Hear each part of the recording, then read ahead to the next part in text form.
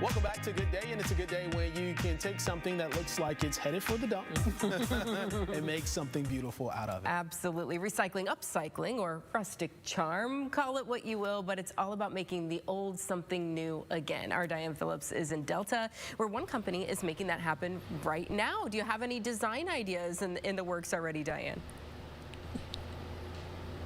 Amanda, there's so many ideas now that I'm in the workshop. So I hope that if you're in the market for remodeling or maybe just kind of getting a little more of that rustic feel, there's a lot of inspiration here. So I'm going to bring the owner Matt in of Antique Boards and Beams, or Beams and Boards, excuse me, here in Delta. So we're in the workshop and I see so many things. So we'll talk about the ideas. But first off, where do you get your wood from?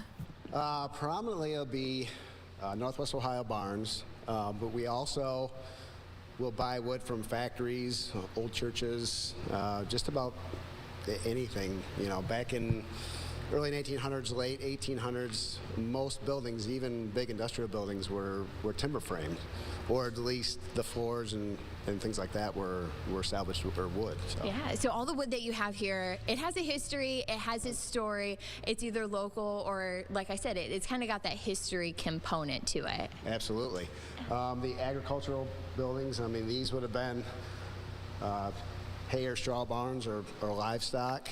A lot of our box beams, we're currently working out of a wood that was salvaged from a Rolls-Royce plant in Indianapolis, Indiana.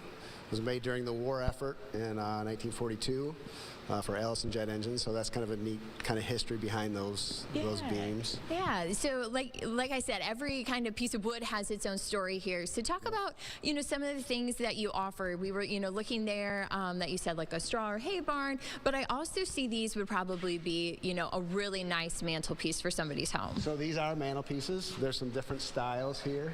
You can see this is a hand-hewn barn, so this was carved by hand. These will typically be from about 1890 and before. Okay. Now, after 1890, you had circle saw mills that spread around through the area. They could saw about 30 beams in the time it took to hew one. Oh my gosh. So as soon as there was a circle saw available, that took over all of these, and so these would be 1890-ish up until the 1940s. Yeah, and this piece down here, could I make that even into like a table for my dining room? Absolutely. This is really the only new wood that we carry. Though environmentally cut, we buy it from tree service guys that have to clear out, a bad tree in a yard or something, and we cut it into big, thick slabs and make tables and countertops and just about anything you can think of out of them. Now, some homes, though, may not be able to support the weight of those solid pieces. So I see over here you maybe have some, not hollow, would hollow be the correct word? Box beams, and we make them one by either sawing up reclaimed beams, which these, reclaimed hardwood beams, which these are, or heart pine, which this is made out of. And then we do the surfacing, either adding in circle saw milks or hewing and coloring it.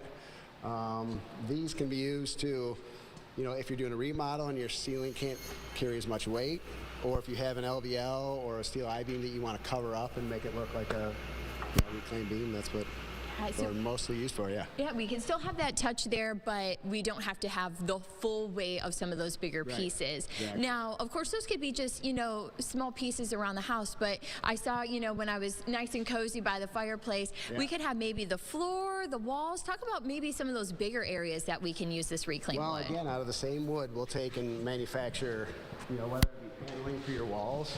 Again, this is all cut from reclaimed beams and our hay mow or stall boards or floor joists. It's milled however needed, whether it's a straight edge or a tongue and groove like that. The surface profile, again, everything is custom ordered to how the customer wants it. Okay, so is there like some big popular trends right now, or what's kind of the hot item that people are coming in and asking for? Mantelpieces are real popular. Accent walls, whether it be in gray siding or something like that.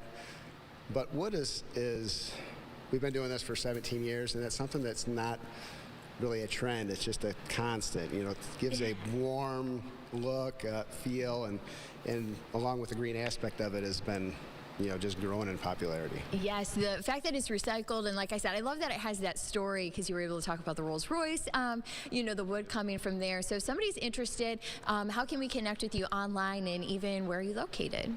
We're located on County Road L, just off of 109. Our website is www.antiquebeamsandboards.com, all spelled out. If you Google Antique Beams, we'll come up. Yeah.